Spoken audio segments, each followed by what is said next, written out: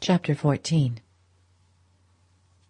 As he came out into the lobby, Archer ran across his friend, Ned Winsett, the only one among what Janey called his clever people, with whom he cared to probe into things a little deeper than the average level of club and chop-house banter.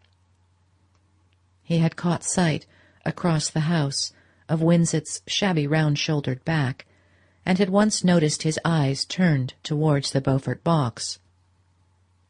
The two men shook hands, and Winsett proposed a bock at a little German restaurant around the corner. Archer, who was not in the mood for the kind of talk they were likely to get there, declined on the plea that he had work to do at home, and Winsett said, "Oh, well, so have I, for that matter, and I'll be the industrious apprentice, too."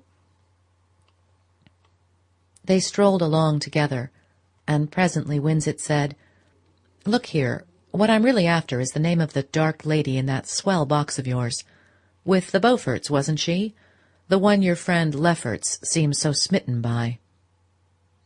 Archer, he could not have said why, was slightly annoyed. What the devil did Ned Winsett want with Ellen Olenska's name? And above all, why did he couple it with Lefferts's? It was unlike Winsett to manifest such curiosity, but, after all, Archer remembered he was a journalist. "It's not for an interview, I hope," he laughed. "Well, not for the press, just for myself," Winsett rejoined. "The fact is, she's a neighbor of mine. Queer quarter for such a beauty to settle in, and she's been awfully kind to my little boy, who fell down her area chasing his kitten and gave himself a nasty cut. She rushed in bareheaded, carrying him in her arms, with his knee all beautifully bandaged, and was so sympathetic and beautiful that my wife was too dazzled to ask her name." A pleasant glow dilated Archer's heart. There was nothing extraordinary in the tale. Any woman would have done just as much for a neighbor's child.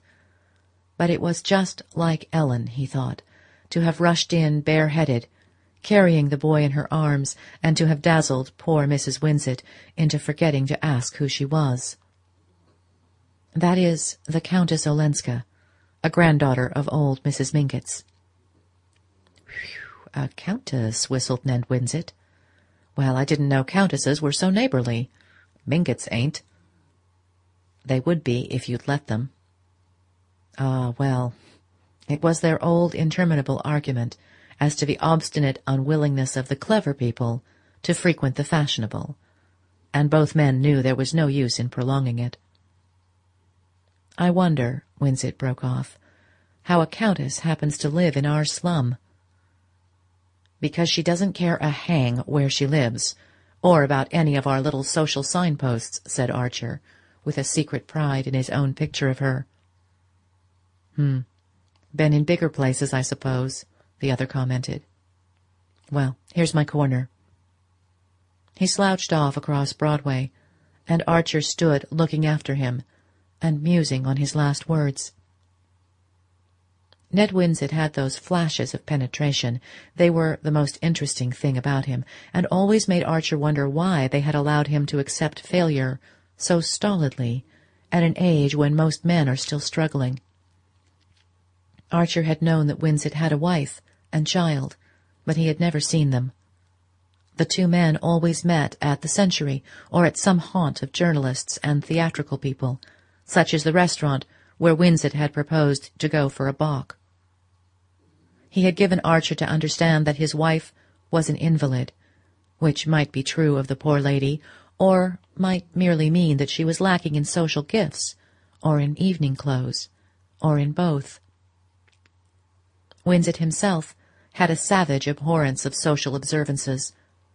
Archer, who dressed in the evening because he thought it cleaner and more comfortable to do so, and who had never stopped to consider that cleanliness and comfort are two of the costliest items in the modest budget, regarded Winsett's attitude as part of the boring bohemian pose that always made fashionable people who changed their clothes without talking about it, and were not forever harping on the number of servants one kept, seem so much simpler and less self-conscious than the others. Nevertheless, he was always stimulated by Winsett, and whenever he caught sight of the journalist's lean, bearded face and melancholy eyes, he would rout him out of his corner and carry him off for a long talk. Winsett was not a journalist by choice. He was a pure man of letters, untimely born in a world that had no need of letters.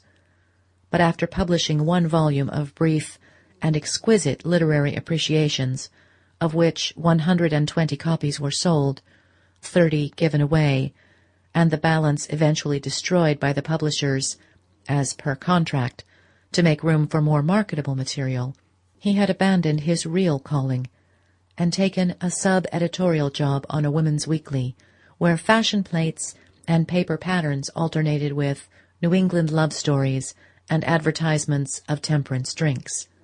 On the subject of heath fires, as the paper was called, he was inexhaustibly entertaining, but beneath his fun lurked the sterile bitterness of the still young man who has tried and given up. His conversation always made Archer take the measure of his own life and feel how little it contained.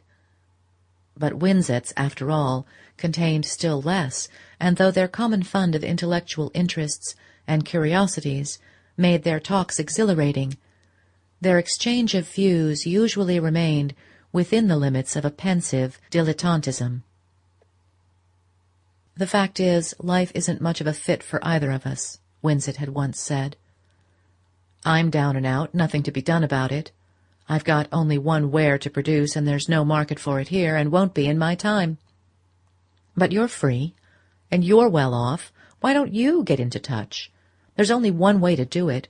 Go into politics." Archer threw back his head and laughed. There one saw at a flash the unbridgeable difference between men like Winsett and the others, Archer's kind. Everyone in polite circles knew that, in America, a gentleman couldn't go into politics. But since he could hardly put it that way to Winsett, he answered evasively, "Look at the career of the honest man in American politics. They don't want us." "Who's they? Why don't you all get together and be they yourselves?" Archer's laugh lingered on his lips in a slightly condescending smile. It was useless to prolong the discussion. Everybody knew the melancholy fate of the few gentlemen who had risked their clean linen in municipal or state politics in New York. The day was past when that sort of thing was possible. The country was in possession of the bosses and the emigrant, and decent people had to fall back on sport or culture. Culture, yes, if we had it, but there are just a few little local patches dying out here and there for lack of, well, hoeing and cross-fertilizing, the last remnants of the old European tradition that your forebears brought with them. But you're in a pitiful little minority. You've got no center, no competition, no audience. You're like the pictures on the walls of a deserted house, the portrait of a gentleman. You'll never amount to anything, any of you, till you roll up your sleeves and get right down into the muck. That or emigrate. God, if I could emigrate." Archer mentally shrugged his shoulders and turned the conversation back to books, where Winsett, if uncertain, was always interesting. Emigrate? As if a gentleman could abandon his own country. One could no more do that than one could roll up one's sleeves and go down into the muck. A gentleman simply stayed at home and abstained. But you couldn't make a man like Winsett see that, and that was why the New York of literary clubs and exotic restaurants, though a first shake made it seem more of a kaleidoscope, turned out in the end to be a smaller box, with a more monotonous pattern than the assembled atoms of Fifth Avenue. The next morning, Archer scoured the town in vain for more yellow roses. In consequence of this search, he arrived late at the office, perceived that his doing so made no difference whatever to anyone, and was filled with sudden exasperation at the elaborate futility of his life. Why should he not be, at that very moment, on the sands of St. Augustine with May Welland? no one was deceived by his pretense of professional activity. In old-fashioned legal firms like that of which Mr. Letterblair was the head, and which were mainly engaged in the management of large estates and conservative investments, there were always 2 or 3 young men fairly well off and without professional ambition who, for a certain number of hours of each day, sat at their desks, accomplishing trivial tasks or simply reading the newspapers. Though it was supposed to be proper for them to have an occupation, the crude fact of money-making was still regarded as derogatory, and the law, being a profession, was accounted a more gentlemanly pursuit than business. But none of these young men had much hope of really advancing in his profession, or any earnest desire to do so, and over many of them the green mould of the perfunctory was already perceptibly spreading. It made Archer shiver to think that it might be spreading over him too. He had, to be sure, other tastes and interests. He spent his vacations in European travel, cultivated the clever people May spoke of, and generally tried to keep up, as he had somewhat wistfully put it to Madame Olenska. But once he was married, what would become of this narrow margin of life in which his real experiences were lived? He had seen enough of other young men who had dreamed his dream, though perhaps less ardently, and who had gradually sunk into the placid and luxurious routine of their elders. From the office he sent a note by messenger to Madame Olenska, asking if he might call that afternoon, and begging her to let him find a reply at his club. But at the club he found nothing, nor did he receive any letter the following day. This unexpected silence mortified him beyond reason, and though the next morning he saw a glorious cluster of yellow roses behind a florist's window-pane, he left it there. It was only on the 3rd morning that he received a line by post from the Countess Olenska. To his surprise, it was dated from Scoider Cliff, whither the van der Luydens had promptly retreated after putting the Duke on board his steamer. "I ran away," the writer began abruptly, without the usual preliminaries, "the day after I saw you at the play, and these kind friends have taken me in. I wanted to be quiet and think things over.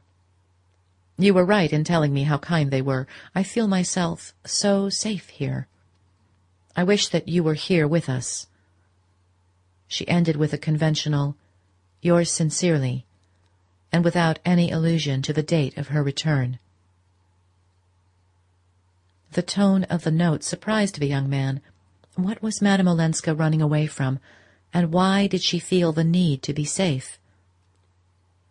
His first thought was of some dark menace from abroad.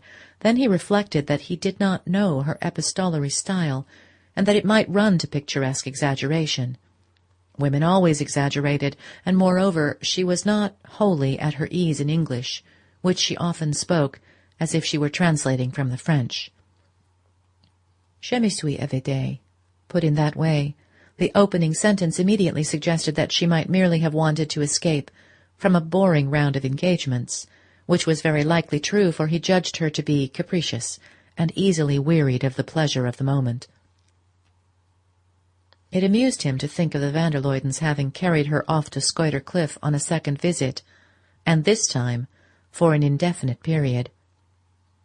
The doors of Scoider Cliff were rarely and grudgingly open to visitors, and a chilly week-end was the most ever offered to the few thus privileged. But Archer had seen in his last visit to Paris the delicious play of La Biche, Le Voyage de Monsieur Perichon, and he remembered Monsieur Perichon's dogged and undiscouraged attachment to the young man whom he'd pulled out of the glacier.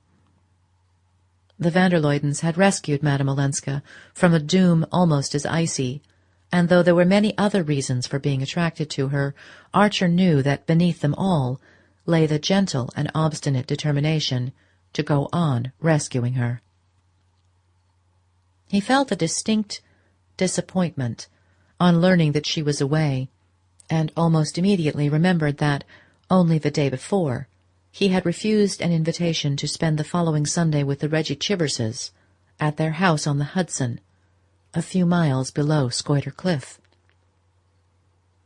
He had had his fill, long ago, of the noisy, friendly parties at Highbank, with coasting, ice-boating, sleighing, long tramps in the snow, and a general flavour of mild flirting and milder practical jokes. He had just received a box of new books from his London bookseller, and had preferred the prospect of a quiet Sunday at home with his spoils. But he now went into the club writing-room, wrote a hurried telegram, and told the servant to send it immediately. He knew that Mrs. Reggie didn't object to her visitors suddenly changing their minds, and that there was always a room to spare in her elastic house. Chapter 15. Newland Archer arrived at the Chiverses on Friday evening, and on Saturday went conscientiously through all the rites appertaining to a weekend at Highbank. In the morning he had a spin in the ice-boat with his hostess and a few of the heartier guests. In the afternoon he went over the farm with Reggie and listened, in the elaborately appointed stables, to long and impressive disquisitions on the horse. After tea he talked in a corner of the firelit hall with a young lady who had professed herself broken-hearted when his engagement was announced, but was now eager to tell him of her own matrimonial hopes. And finally, about midnight, he assisted in putting a goldfish in one visitor's bed, dressed up a burglar in the bathroom of a nervous aunt, and saw in the small hours by joining in a pillow fight that ranged from the nurseries to the basement. But on Sunday, after luncheon, he borrowed a cutter and drove over to Scoider Cliff. People had always been told that the house at Scoider Cliff was an Italian villa. Those who had never been to Italy believed it. So did some who had. The house had been built by Mr. van der Luyden in his youth, on his return from the Grand Tour, and in anticipation of his approaching marriage with Miss Louisa Dagonet. It was a large, square, wooden structure, with tongue-and-grooved walls painted pale green and white, a Corinthian portico, and fluted pilasters between the windows. From the high ground on which it stood, a series of terraces bordered by balustrades and urns descended in the steel engraving style to a small irregular lake with an asphalt edge overhung by rare weeping conifers. To the right and left, the famous weedless lawns, studded with specimen trees, each of a different variety, rolled away to long ranges of grass, crested with elaborate cast-iron ornaments. And below, in a hollow, lay the four-roomed stone house which the first patroon had built on the land granted him in 1612. Against the uniform sheet of snow and the greyish winter sky, the Italian villa loomed up rather grimly. Even in summer it kept its distance, and the boldest Coleus bed had never ventured nearer than 30 feet from its awful front. Now, as Archer rang the bell, the long tinkle seemed to echo through a mausoleum, and the surprise of the butler, who at length responded to the call, was as great as though he had been summoned from his final sleep.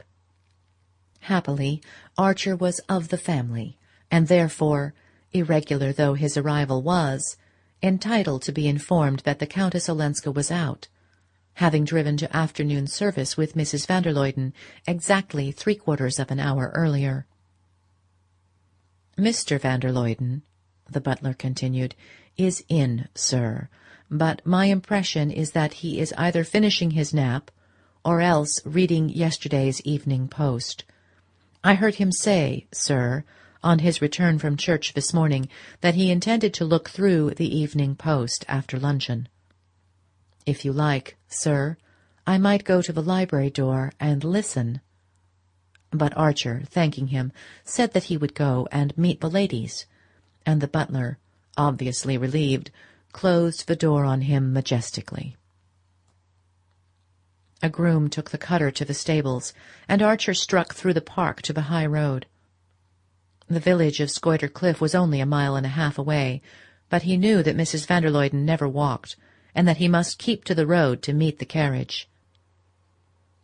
Presently, however, coming down a footpath that crossed the highway, he caught sight of a slight figure in a red cloak, with a big dog running ahead. He hurried forward, and Madame Olenska stopped short with a smile of welcome. "Ah, you've come," she said, and drew her hand from her muff. The red cloak made her look gay and vivid, like the Ellen Mingott of old days, and he laughed as he took her hand and answered, "I came to see what you were running away from." Her face clouded over, but she answered, "Ah, well, you will see presently." The answer puzzled him. "Why, do you mean that you've been overtaken?" She shrugged her shoulders with a little movement like Nastasia's, and rejoined in a lighter tone, "Shall we walk on? I'm so cold after the sermon. What does it matter now you're here to protect me?" The blood rose to his temples, and he caught a fold of her cloak. "Ellen, what is it? You must tell me." "Oh, presently. Let's run a race first. My feet are freezing to the ground," she cried, and gathering up the cloak she fled away across the snow, the dog leaping about her with challenging barks. For a moment Archer stood watching, his gaze delighted by the flash of the red meteor against the snow. Then he started after her, and they met, panting and laughing, at a wicket that led into the park. She turned up at him and smiled. "I knew you'd come." "That shows you wanted me to," he returned, with a disproportionate joy in their nonsense. The white glitter of the trees filled the air with its own mysterious brightness, and as they walked over the snow the ground seemed to sing under their feet. "Where did you come from?" Madame Olenska asked. He told her and added, "It was because I got your note." After a pause she said, with a just perceptible chill in her voice, "May asked you to take care of me." "I didn't need any asking." "You mean I'm so evidently helpless and defenseless? What a poor thing you must all think me. But women here seem never to feel the need, any more than the blessed in heaven." He lowered his voice to ask, "What sort of need?" "Oh, don't ask me. I don't speak your language," she retorted petulantly. The answer smote him like a blow, and he stood still in the path looking down at her. "What did I come for if I don't speak yours?" "Oh, my friend." She laid her hand lightly on his arm, and he pleaded earnestly, "Ellen, why won't you tell me what's happened?" She shrugged again. "Does anything ever happen in heaven?" He was silent, and they walked on a few yards without exchanging a word. Finally she said, "I will tell you, but where? One can't be alone for a minute in that great seminary of a house with all the doors wide open and always a servant bringing tea or a log for the fire or the newspaper. Is there nowhere in an American house where one may be by oneself? You're so shy, and yet you're so public. I always feel as if I were in the convent again, or on the stage before a dreadfully polite audience that never applauds." "Oh, you don't like us," Archer exclaimed. They were walking past the house of the old patroon, with its squat walls and small square windows compactly grouped around a central chimney. The shutters stood wide, and through one of the newly washed windows Archer caught the light of a fire. "Why, the house is open," he said. She stood still. "No, only for today at least. I wanted to see it, and Mr. van der Luyden had the fire lit and the windows open so that we might stop there on the way back from church this morning." She ran up the steps and tried the door. "It's still unlocked. What luck? Come in and we can have a quiet talk. Mrs. van der Luyden has driven over to see her old aunts at Rhinebeck, and we shan't be missed at the house for another hour." He followed her into the narrow passage. His spirits, which had dropped at her last words, rose with an irrational leap. The homely little house stood there, its panels and brasses shining in the firelight as if magically created to receive them. A big bed of embers still gleamed in the kitchen chimney, under an iron pot hung from an ancient crane. Rush-bottomed armchairs faced each other across the tiled hearth, and rows of Delft plates stood on shelves against the walls. Archer stooped over and threw a log upon the embers. Madame Olenska, dropping her cloak, sat down in one of the chairs. Archer leaned against the chimney and looked at her. "You're laughing now, but when you wrote me you were unhappy," he said. "Yes." She paused.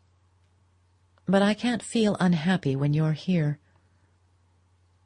"I shan't be here long," he rejoined, his lips stiffening with the effort to say just so much, and no more. "No, I know, but I'm improvident. I live in the moment when I'm happy." The words stole through him like a temptation, and to close his senses to it, he moved away from the hearth and stood gazing out at the black tree-boles against the snow. But it was as if she too had shifted her place, and he still saw her, between himself and the trees, drooping over the fire with her indolent smile. Archer's heart was beating insubordinately. What if it were from him that she had been running away, and if she had waited to tell him so till they were here alone together in this secret room? "Ellen, if I'm really a help to you, if you really wanted me to come, tell me what's wrong, tell me what it is you're running away from," he insisted. He spoke without shifting his position, without even turning to look at her. If the thing was to happen, it was to happen in this way, with the whole width of the room between them, and his eyes still fixed on the outer snow. For a long moment she was silent, and in that moment Archer imagined her, almost heard her, stealing up behind him to throw her light arms around his neck. While he waited, soul and body throbbing with the miracle to come, his eyes mechanically received the image of a heavily coated man with his fur collar turned up, who was advancing along the path to the house. The man was Julius Beaufort. "Oh!" Archer cried, bursting into a laugh. Madame Olenska had sprung up and moved to his side, slipping her hand into his, but after a glance through the window, her face paled, and she shrank back. "So that was it," Archer said derisively. "I didn't know he was here," Madame Olenska murmured. Her hand still clung to Archer's, but he drew away from her and, walking into the passage, threw open the door of the house. "Hello, Beaufort. This way. Madame Olenska was expecting you," he said. During his journey back to New York the next morning, Archer relived with a fatiguing vividness his last moments at Scoider Cliff. Beaufort, though clearly annoyed at finding him with Madame Olenska, had, as usual, carried off the situation high-handedly. His way of ignoring people whose presence inconvenienced him actually gave them, if they were sensitive to it, a feeling of invisibility, of non-existence. Archer, as the three strolled back through the park, was aware of this odd sense of disembodiment, and, humbling as it was to his vanity, it gave him the ghostly advantage of observing unobserved. Beaufort had entered the little house with his usual easy assurance, but he could not smile away the vertical line between his eyes. It was fairly clear that Madame Olenska had not known that he was coming, though her words to Archer had hinted at the possibility. At any rate, she had evidently not told him where she was going when she left New York, and her unexplained departure had exasperated him. The ostensible reason of his appearance was the discovery, the very night before, of a perfect little house, not in the market, which was really just the thing for her, but would be snapped up instantly if she didn't take it, and he was loud in mock reproaches for the dance she had led him in running away, just as he had found it. If only this new dodge for talking along a wire had been a little bit nearer perfection, I might have told you all this from town, and been toasting my toes before the club fire at this minute, instead of tramping after you through the snow, he grumbled, disguising a real irritation under the pretense of it. And at this opening Madame Olenska twisted the talk away to the fantastic possibility that they might one day actually converse with each other from street to street, or even, incredible dream, from one town to another. This struck from all three allusions to Edgar Poe and Jules Verne, and such platitudes as naturally rise to the lips of the most intelligent when they are talking against time, and dealing with a new invention in which it would seem ingenuous to believe too soon. And the question of the telephone carried them safely back to the big house. Mrs. van der Luyden had not yet returned, and Archer took his leave and walked off to fetch the cutter while Beaufort followed the Countess Olenska indoors.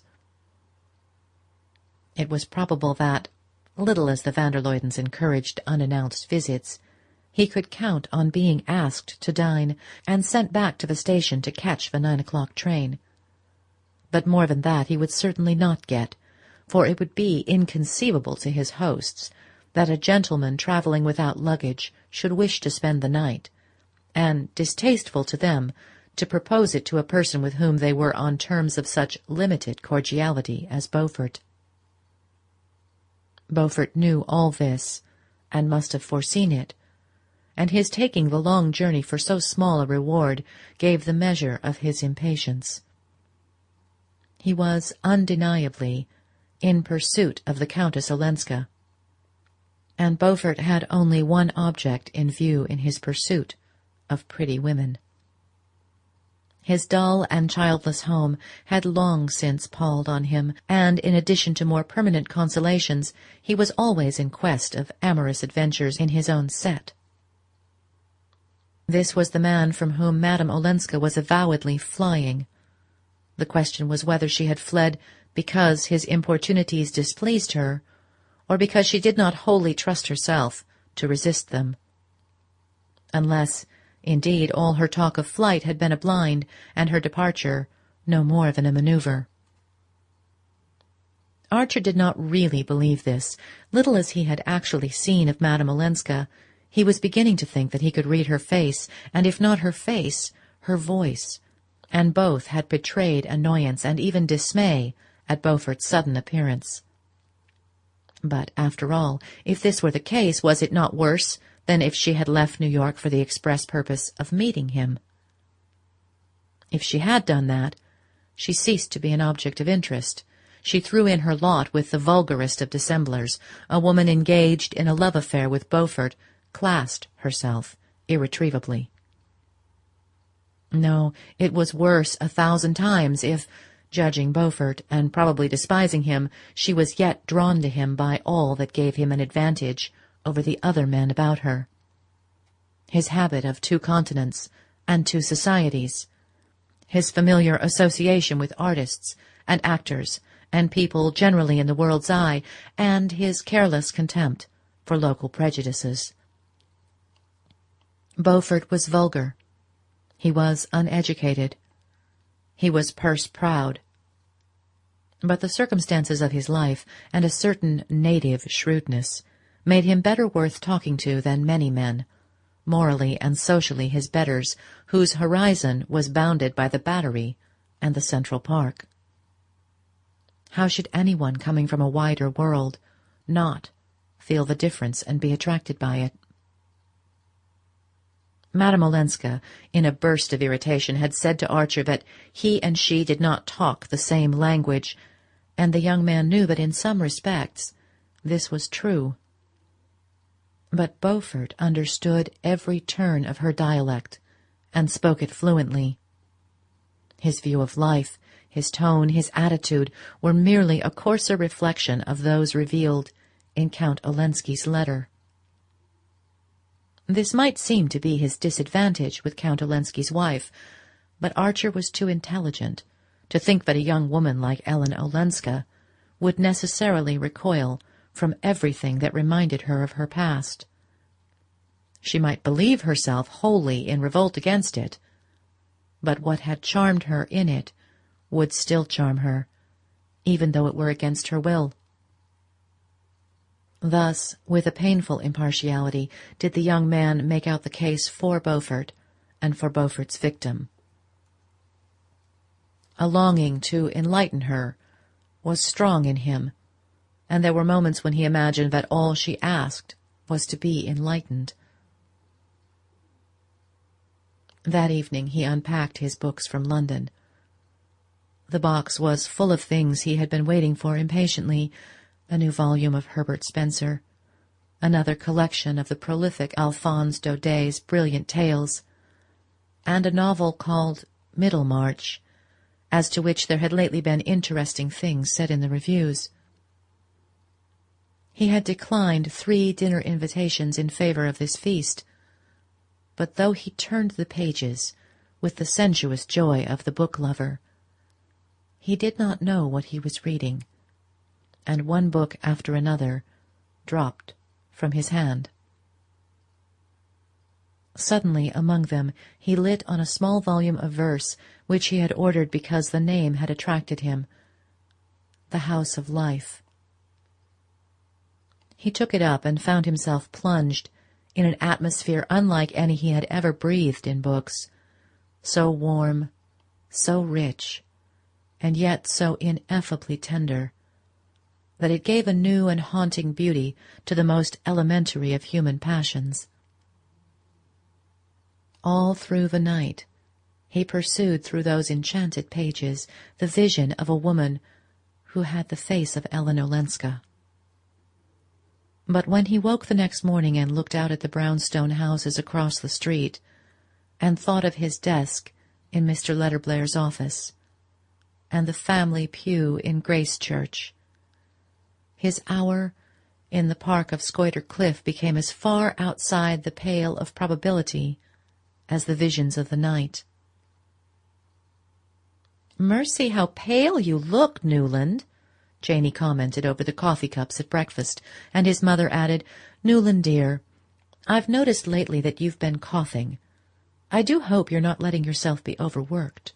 For it was the conviction of both ladies that, under the iron despotism of his senior partners, the young man's life was spent in the most exhausting professional labours, and he had never thought it necessary to undeceive them. The next 2 or 3 days dragged by heavily. The taste of the usual was like cinders in his mouth, and there were moments when he felt as if he were being buried alive under his future. He heard nothing of the Countess Olenska or of the perfect little house, and though he met Beaufort at the club, they merely nodded at each other across the whist tables. It was not until the 4th evening that he found a note awaiting him on his return home. "Come late tomorrow. I must explain to you, Ellen." Those were the only words it contained. The young man, who was dining out, thrust the note into his pocket, smiling a little at the Frenchness of the "to you." After dinner he went to a play, and it was not until his return home after midnight that he drew Madame Olenska's missive out again and reread it slowly a number of times. There were several ways of answering it, and he gave a considerable thought to each one during the watches of an agitated night. That on which, when morning came, he finally decided was to pitch some clothes into a portmanteau and jump on board a boat that was leaving, that very afternoon, for St. Augustine. Chapter 16. When Archer walked down the sandy main street of St. Augustine, to the house which had been pointed out to him as Mr. Welland's, and saw May Welland standing under a magnolia with the sun in her hair, he wondered why he had waited so long to come. Here was truth. Here was reality. Here was the life that belonged to him. And he, who fancied himself so scornful of arbitrary restraints, had been afraid to break away from his desk because of what people might think of his stealing a holiday. Her first exclamation was, "Newland, has anything happened?"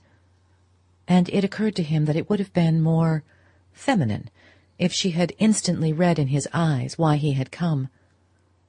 But when he answered, "Yes, I found I had to see you," and he saw how easily he would be forgiven, and how soon even Mr. Letterblair's mild disapproval would be smiled away by a tolerant family. Early as it was, the main street was no place for any but formal greetings, and Archer longed to be alone with May and to pour out all his tenderness and his impatience. It still lacked an hour to the late Welland breakfast time, and instead of asking him to come in, she proposed that they should walk out to an old orange garden beyond the town. She had just been for a row on the river, and the sun that netted the little waves with gold seemed to have caught her in its meshes. Across the warm brown of her cheek, her blown hair glittered like silver wire, and her eyes, too, looked lighter, almost pale in their youthful limpidity.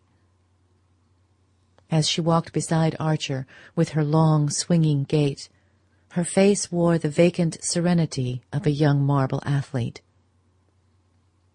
To Archer's strained nerves, the vision was as soothing as the sight of the blue sky and the lazy river. They sat down on a bench under the orange trees, and he put his arm about her and kissed her. It was like drinking at a cold spring with the sun on it. But his pressure may have been more vehement than he intended, for the blood rose to her face, and she drew back as if he had startled her. "What is it?" he asked, smiling. And she looked at him with surprise and answered, "Nothing." A slight embarrassment fell on them, and her hand slipped out of his. It was the only time that he had kissed her on the lips, except for their fugitive embrace in the Beaufort conservatory, and he saw that she was disturbed and shaken out of her cool, boyish composure. "Tell me what you do all day," he said, crossing his arms under his tilted back head and pushing his hat forward to screen the sun-dazzle. To let her talk about familiar and simple things was the easiest way of carrying on his own independent train of thought, and he sat listening to her simple chronicle of swimming, sailing, and riding, varied by an occasional dance at the primitive inn when a man-of-war came in. A few pleasant people from Philadelphia and Baltimore were picnicking at the inn, and the Selfridge Marys had come down for 3 weeks because Kate Mary had bronchitis. They were planning to lay out a lawn tennis court on the sands, but no one but Kate and May had rackets, and most of the people had not even heard of the game. All this kept her very busy, and she had not had time to do more than look at the little vellum book that Archer had sent her the week before, the sonnets from the Portuguese. But she was learning by heart how they brought the good news from Ghent to Aix, because it was one of the first things he had ever read to her, and it amused her to be able to tell him that Kate Mary had never even heard of a poet called Robert Browning. Presently she started up, exclaiming that they would be late for breakfast, and they hurried back to the tumble-down house, with its paintless porch and unpruned hedge of plumbago and pink geraniums, where the Wellands were installed for the winter.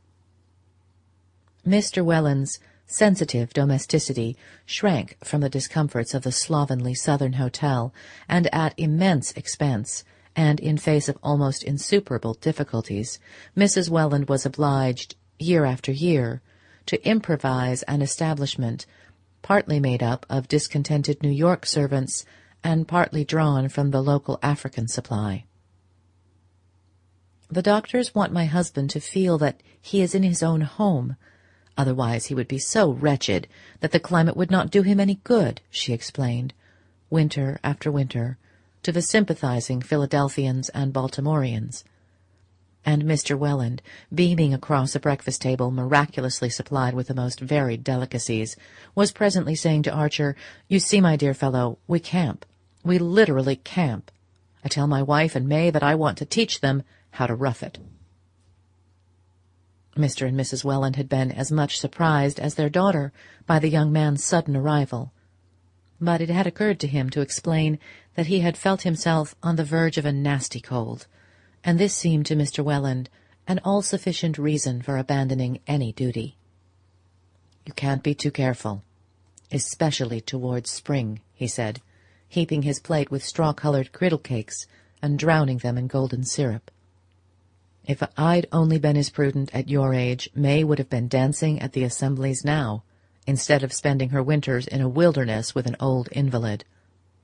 "Oh, but I love it here, Papa, you know I do. If only Newland could stay, I should like it 1,000 times better than New York." "Newland must stay till he has quite thrown off his cold," said Mrs. Welland indulgently, and the young man laughed and said he supposed there was such a thing as one's profession.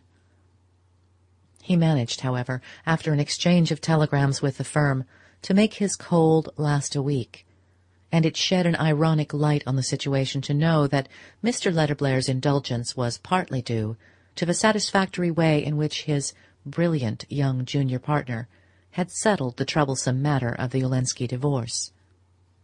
Mr. Letterblair had let Mrs. Welland know that Mr. Archer had rendered an invaluable service to the whole family, and that old Mrs. Manson Mingott had been particularly pleased. And one day, when May had gone for a drive with her father in the only vehicle the place produced, Mrs. Welland took occasion to touch on a topic which she had always avoided in her daughter's presence. "I'm afraid Ellen's ideas are not at all like ours. She was barely 18 when Medora Manson took her back to Europe. You remember the excitement when she appeared in black at her coming-out ball. Another of Medora's fads. Really, this time it was almost prophetic. That must have been at least 12 years ago, and since then Ellen has never been to America. No wonder she is completely Europeanized. But European society is not given to divorce. Countess Olenska thought she would be conforming to American ideas in asking for her freedom. It was the first time that the young man had pronounced her name since he left Scoider Cliff, and he felt the color rise to his cheek. Mrs. Welland smiled compassionately. "That is just like the extraordinary things that foreigners invent about us. They think we dine at 2 o'clock and countenance divorce. That is why it seems to me so foolish to entertain them when they come to New York. They accept our hospitality, and then they go home and repeat the same stupid stories."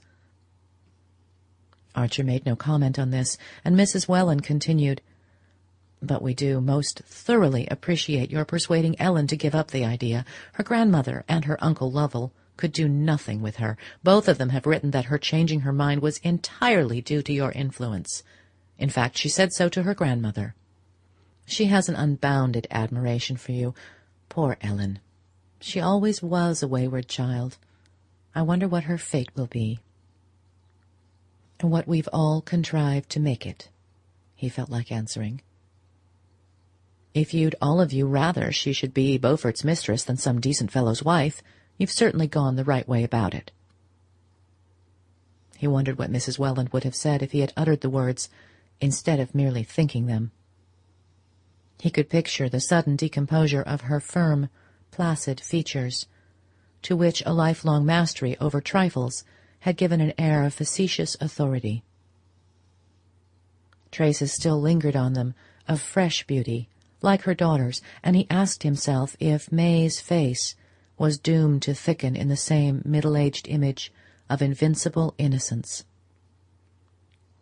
Oh, no, he did not want May to have that kind of innocence, the innocence that seals the mind against imagination and the heart against experience. "I verily believe," Mrs. Welland continued, "that if the horrible business had come out in the newspapers, it would have been my husband's death-blow. I don't know any of the details. I only ask not to, as I told poor Ellen when she tried to talk to me about it. Having an invalid to care for, I have to keep my mind bright and happy.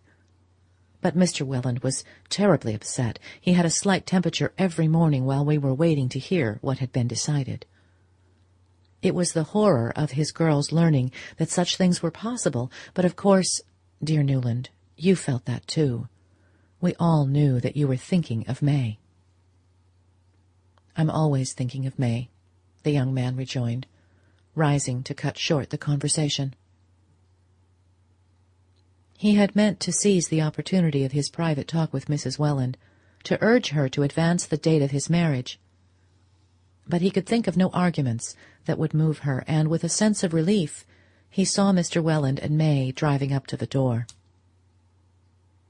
His only hope was to plead again with May, and on the day before his departure he walked with her to the ruinous garden of the Spanish mission. The background lent itself to allusions to European scenes, and May, who was looking her loveliest under a wide-brimmed hat that cast a shadow of mystery over her too clear eyes, kindled into eagerness as he spoke of Grenada and the Alhambra. "We might be seeing it all this spring, even the Easter ceremonies at Seville," he urged, exaggerating his demands in the hope of a larger concession. "Easter in Seville, and it will be Lent next week," she laughed. "Why shouldn't we be married in Lent?" he rejoined, but she looked so shocked that he saw his mistake. "Of course I didn't mean that, dearest, but soon after Easter, so that we could sail at the end of April. I know I could arrange it at the office." She smiled dreamily upon the possibility, but he perceived that to dream of it sufficed her. It was like hearing him read aloud out of his poetry books the beautiful things that could not possibly happen in real life.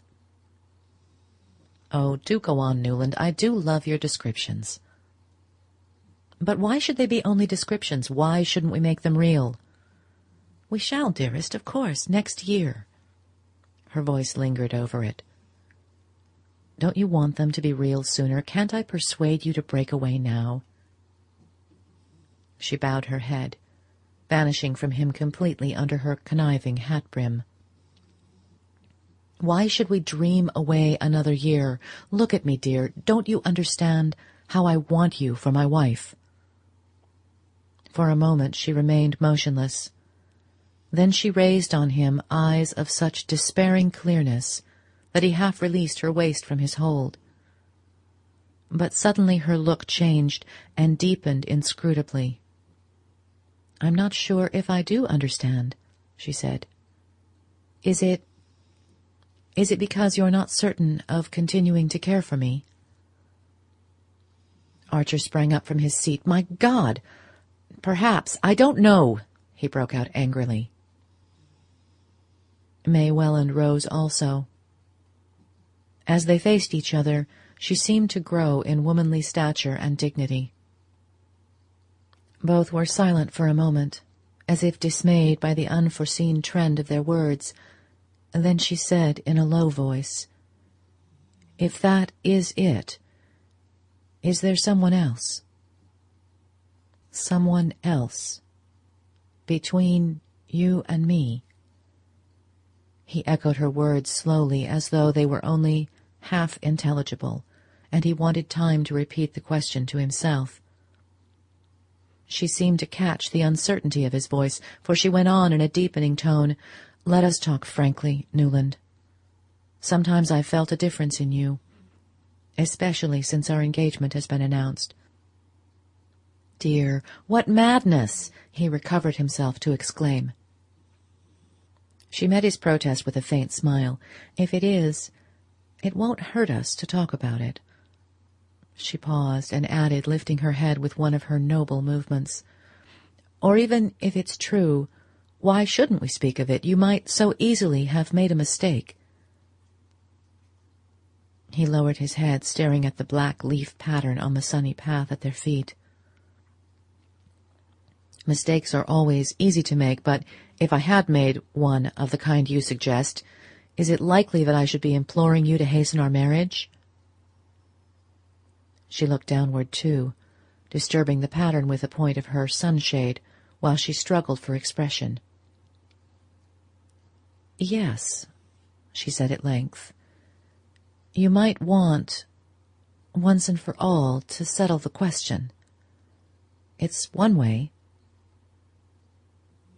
Her quiet lucidity startled him, but did not mislead him into thinking her insensible. Under her hat brim he saw the pallor of her profile and the slight tremor of the nostril above her resolutely steadied lips. "Well?" he questioned, sitting down on the bench and looking up at her with a frown that he tried to make playful. She dropped back into her seat and went on. "You mustn't think that a girl knows as little as her parents imagine. One hears and one notices, one has one's own feelings and ideas. And of course, long before you told me that you cared for me, I'd known that there was someone else you were interested in. Everyone was talking about it 2 years ago at Newport. And once I saw you sitting together on the veranda at a dance, and when she came back into the house, her face was sad, and I felt sorry for her. I remembered it afterwards, when we were engaged." Her voice had sunk almost to a whisper, and she sat clasping and unclasping her hands about the handle of her sunshade. The young man laid his upon them with a gentle pressure. His heart dilated with an inexpressible relief. "My dear child, was that it? If you only knew the truth!" She raised her head quickly. "Then there is a truth I don't know?"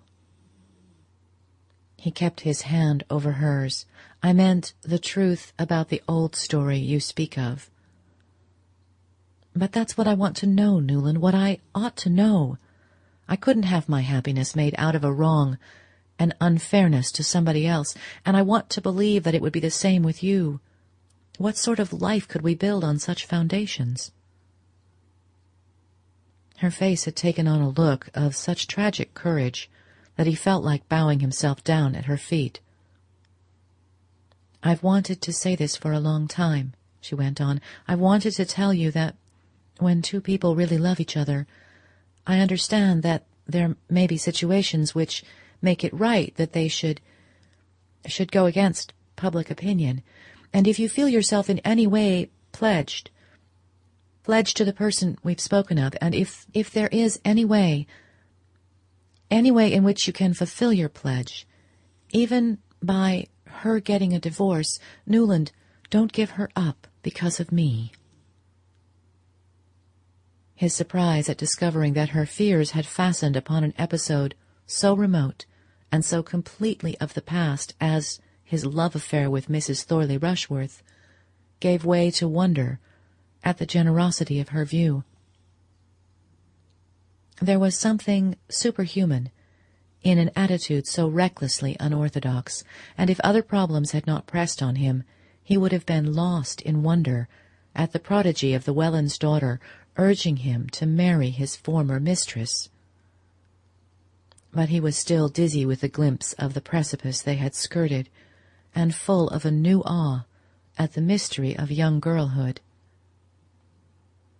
For a moment he could not speak, and then he said, "There is no pledge, no obligation whatever, of the kind you think. Such cases don't always present themselves quite as simply as... But that's no matter. I love your generosity because I feel as you do about those things. I feel that each case must be judged individually on its own merits, irrespective of stupid conventionalities. I mean, each woman's right to her liberty. He pulled himself up, startled by the turn his thoughts had taken, and went on, looking at her with a smile. "Since you understand so many things, dearest, can't you go a little further and understand the uselessness of our submitting to another form of the same foolish conventionalities?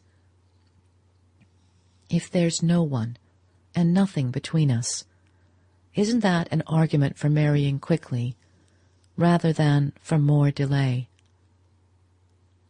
She flushed with joy and lifted her face to his.